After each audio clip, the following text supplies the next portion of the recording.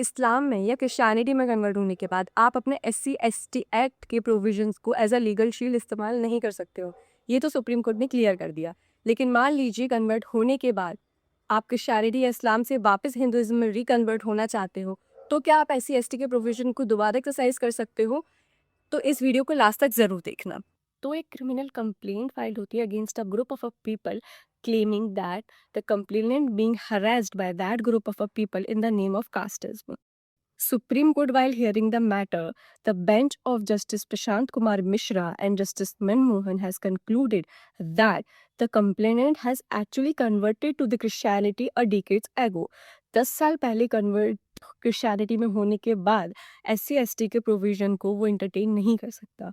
SC/ST 1950 act में specially ये provision है कि once you are converted to another religion other than Sikhism और Hinduism then you can not exercise the rights in SC/ST act. अब हम बात कर लेते हैं उन 3 पॉइंट्स की जिसमें सुप्रीम कोर्ट ने ये भी क्लैरिफाई किया है कि आप अगर रिकन्वर्ट करना चाहते हैं SC/ST में या फिर हिंदुइज्म में, तो आप SC/ST एक्ट 1950 के लीगल प्रोविजंस को एज अ शील्ड कैसे यूज़ कर सकते हैं।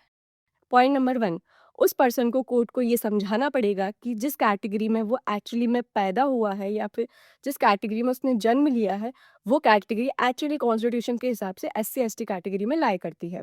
पॉइंट नंबर 2, उसको ये क्लियर करना पड़ेगा कि वो हिंदुइज्म या बुद्धिज्म के अलावा कौन सी कम्युनिटी में कब कन्वर्ट हुआ है और अब वो रिकन्वर्ट होना चाहता है और वो सिर्फ और सिर्फ हिंदुइज्म, बुद्धिज्म या फिर सिखिज्म ही प्रैक्टिस करता है।